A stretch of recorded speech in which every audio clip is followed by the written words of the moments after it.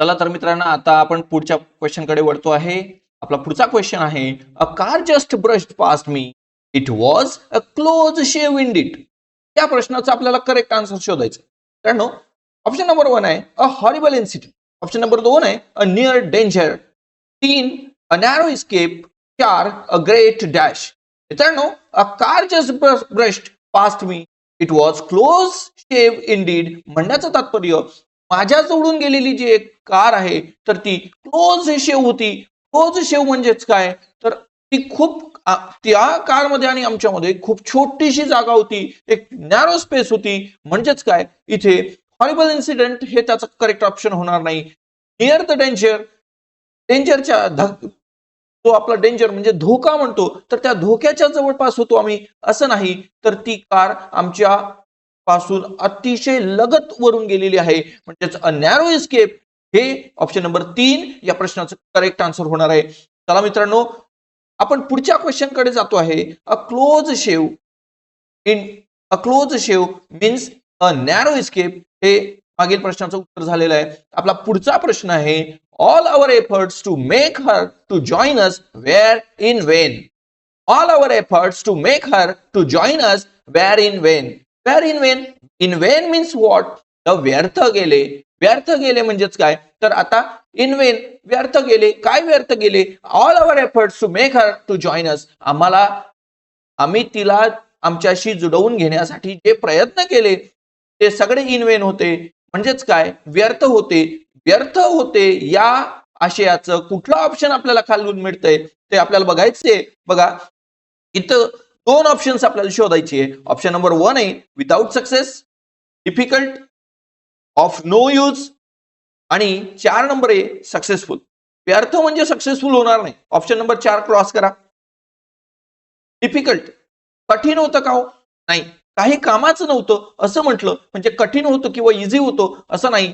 तो इथं without success, की आम्ही प्रयत्न केले परंतु ते सगळे व्यर्थ गेले, म्हणजेच आम्हाला यश आलं नाही. म्हणजेच विदाउट सक्सेस हा एक ऑप्शन आपला तिथे करेक्ट असणार आहे. आणि option number 3 of no use, काही कामाचे आमचे इथे प्रयत्न राहिले नाही. म्हणजेच ऑप्शन नंबर 1 अँड 3 दाखवणारा ऑप्शन नंबर डी इथे करेक्ट ऑप्शन होणार आहे. तर चला मित्रांनो, पुन्हा एकदा या प्रश्नाला वाचून घ्या आणि याचे उत्तर आपण कोण्या गेसनी सॉल्व्ह केलाय तर ते एकदा चेक करून घ्या. चला आपण जातोय पुढच्या प्रश्नाकडे. ओ, इन वेन म्हणजे व्यर्थ गेले. इन वेन मीन्स व्यर्थ गेले. व्यर्थ गेले या आयडियोमच्या सिमिलर मिनिंग्स ज्या आहेत त्याच्याशी रिलेटेड जेवढ्या काही फ्रेजेस आपण वापरू शकतो या सगळ्या फ्रेजेसचा अभ्यास आपण इथे मित्रांनो. इथे आपल्याला पहिली फ्रेज दिलेली आहे, all for nothing. All for nothing. We did we did this but that was all for nothing. म्हणजेच काय, वी डिड दिस आम्ही ते केलं परंतु that was all for nothing, परंतु ते काही कामाचं नव्हतं. डन विदाउट एनी रिझल्ट, त्यातून काही रिझल्ट आला नाही म्हणजेच व्यर्थ गेलं. व्यर्थ गेलं म्हणजेच in vain. All for nothing, खूप काही केलं, सर्व काही केलं, पण इन वेन व्यर्थ गेलं. आयडियम नंबर 2 आहे, तो पर्पस, त्याचा काही हेतूच नव्हता, त्यातून काही हेतूच साध्य झाला नाही म्हणून तो म्हणतोय विदाउट अचिव्हिंग द गोल. आपला जो गोल आहे, आपलं जे टार्गेट आहे, तो हेतू आहे, तो साध्यच आल्याशिवाय जर ती गोष्ट आपण पुढे नेत आहोत तो त्याला काहीही अर्थ उरत नाही. अर्थ नाही म्हणजेच ते व्यर्थ गेलं. नंबर फ्रेज नंबर 3 म्हणते आपल्याला, in empty air. In empty air, हवेत गोड्या झाडताय का हो? विदाउट इफेक्ट, त्याचा काही परिणाम होत नाही. ज्या गोष्टी व्यर्थ आहेत त्याचा काही घटकावरती काही फरक होत नाही असं त्याचं म्हणणं आहे. Without avail, having no success, for nothing, कुठल्याही बाबीसाठी नाही. जे कुठल्याही बाबीसाठी नाही, ज्याचा वापरच नाही म्हणजेच ते युजलेस झालं म्हणून तो म्हणतोय for nothing means uselessly.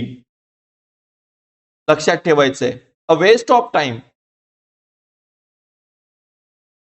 We tried in vain to stop the bus. We tried in vain to stop the bus. आम्ही बस थांबवण्याचा प्रयत्न केला, but in vain.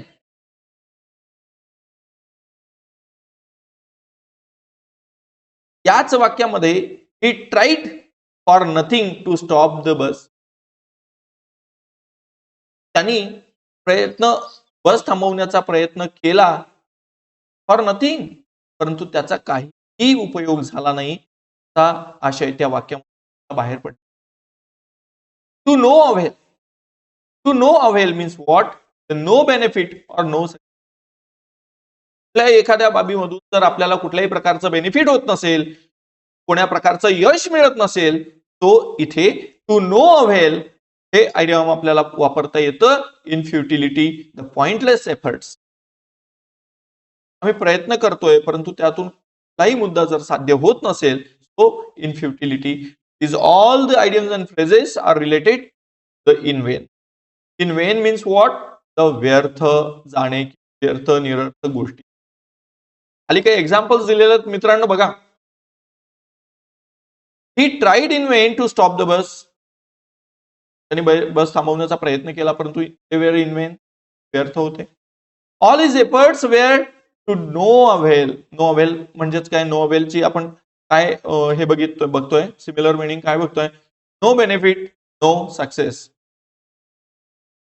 All his efforts were no avail. त्याचे सगळे प्रयत्न काय आहेत? निरर्थक आहेत. He studied hard but it was all for nothing. तिने खूप प्रयत्न केला but it was all for nothing.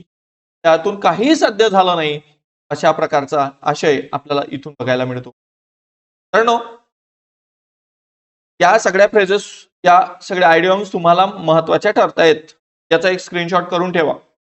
या एका बुकमध्ये आपल्याकडे या सगळ्या नोटिंग्स असल्या पाहिजे. ठीक आहे, त्याचा स्क्रीनशॉट घेऊन घ्या.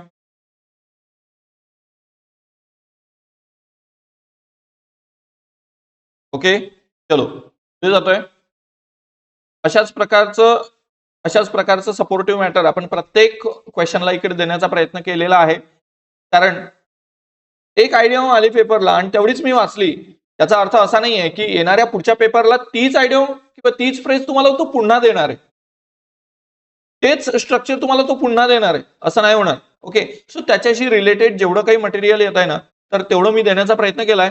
आणि याचे स्क्रीनशॉट काढून ठेवा, ते एका बुकमध्ये लिहून घ्या, त्याचं वारंवार रिव्हिजन करा. ओके, याचं सेंटेन्स कन्स्ट्रक्शन करा, याचा सेंटेन्स मध्ये यूज करा. ओके, तो एफर्ट्स आपल्याला घ्यावे लागतील. ओके, तो या सगळ्या गोष्टी तुम्हाला त्या एफर्ट्सला एका प्रॉपर ट्रॅकवरती घेण्यासाठी महत्वाच्या ठरणार आहेत. ओके, सो चलो आगे जा रहे. और next question is that all of us gathered and completed the project. आम्ही सगळे जमलो आणि आमचा प्रोजेक्ट काय केलाय? कंप्लीट केला. It's rightly said that many hands make work light. Okay, बघा वाक्याचा अर्थ काय आहे तुमच्या लगेच लक्षात येईल. All of us gathered and completed the project. आम्ही सगळे एकत्र जमलो आणि आम्ही आमचा काय केलाय? प्रोजेक्ट कंप्लीट केलाय. It's rightly said that. आणि याचा अर्थ काय होईल की many hands make to work light. चला, many hands make work light. My friend, we have 2 hands. Okay, but we have to finish our task earlier, so we may need more hands with us. So चलो, option number 1 बोलता है many people work together. Underline जे आहेत तर त्याचा आपल्याला meaning शोधायचा आहे. Many hands make work light means many people work together. अनेक लोक एक सोबत काम करतायत. Unity is the real strength. एकता हीच खरी ताकद आहे. Work become easy in light. जे काम होतं ते इझी इन लाईट मध्ये. ओके, लाईट माहिती आहे ना, इथे त्याने कोणता लाईट म्हटलाय तुम्हाला? Okay, we need many hands for doing work. आपल्याला कोणतंही काम करण्यासाठी खूप सगळ्या हातांची गरज लागते, असं ऑप्शन नंबर 4चं म्हणणं आहे. तो चलो गेस करो. Option number 1 many people work together. Option number 2 unity is the real strength. Option number 3 work becomes easy in light. Okay, we need many hands for doing work. चलो guess करो और बताओ मुझे,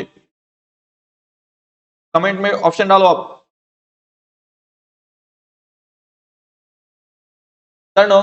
many hands make work light याचा अर्थ असा होतो unity is the real strength. Option number 2, unity is the real strength.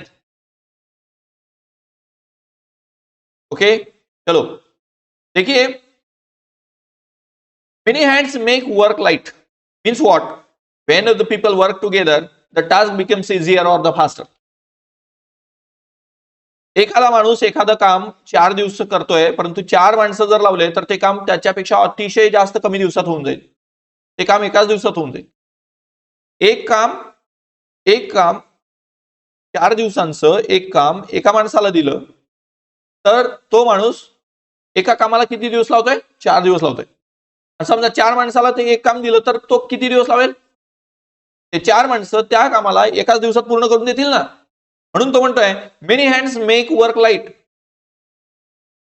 अनेक सगळे लोक असले, अनेक सगळे हात असले ना तर ते काम खूप हलकं होऊन जातं, इझी होऊन जातं, फास्ट होऊन जातं.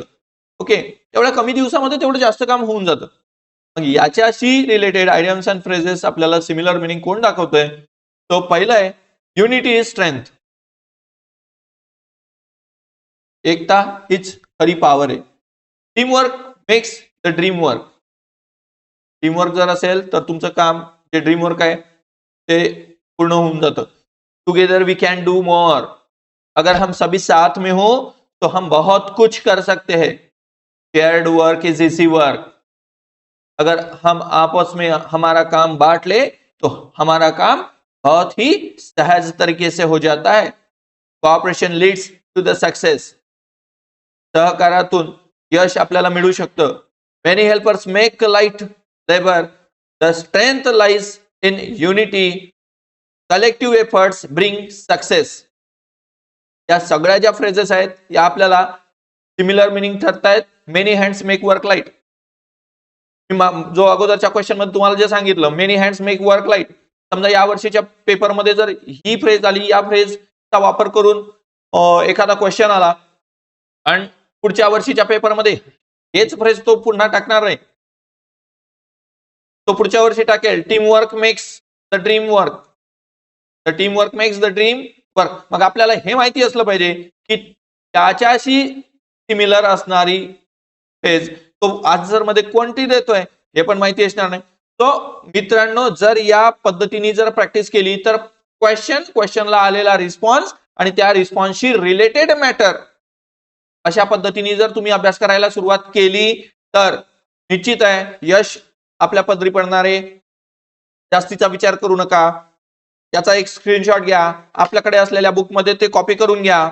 ओके, आणि ते वारंवार वाचत राहा. याचा आपल्या डेली रुटीन मध्ये वापर करत राहा. यश आपल्या पदरी आहे.